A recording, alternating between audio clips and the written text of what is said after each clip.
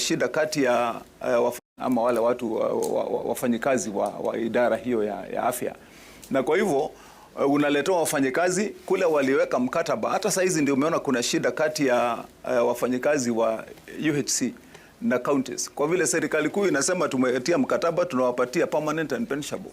Ukipatia hiyo kiwango cha kuajiri wale wafanyikazi, fuatisha na pesa, kwa vile umesema umewapatia pesa za kufanya hiyo kazi ya kulipwa hiyo kiwango. Hiyo ndio ilikuwa shida, ndio ukaona kulikuwa na mvutano, kwa vile inasemekana nendeni mlipo hivi, nendeni mfanye kazi kwa kiwango hii, kwa maagano haya, lakini yalikuwa yametiwa saini wakati huo. So hiyo ndio ilikuwa chanzo, lakini kwa serikali za kaunti tumeketi, tumeongea, kukakuwa na vikao vingi na serikali kuu, mpaka dakika ya mwisho tumefika maelewano kiwango fulani ambayo at least imefanya kazi kuendelea, lakini bado kuna mambo mengi yanafaa kutatuliwa kama hiyo ya UHC. Saa hizi bado ndio unaona sasa wengi wameanza kusema tena watagoma, kwa vile pesa hazijafuata ile kazi ambaye imetumwa kwenye county. Tulikuwa tunasema kwa kizungu, resources must follow functions that have been devolved to the county.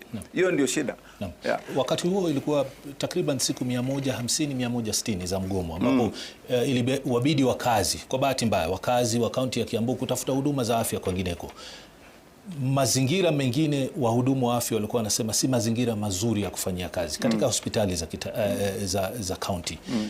Wewe na maafisa wako, je, unaweza kuthibitishia leo kwamba hali hiyo imerekebishwa kabisa? Okay. Na haitarejelewa tena hali hiyo ambapo wafanyikazi wanalalama kwamba mazingira ni magumu ya kufanyia kazi? Tulipoingia kazini, wacha niseme kutoka mwaka wa 2022 wakati nilipoa kazi ya kuwa governor, mahospitali yetu hayakukua kwa ile standard unaweza sema ni standard mzuri, ilikuwa iko chini, haikukuwa mbaya sana vile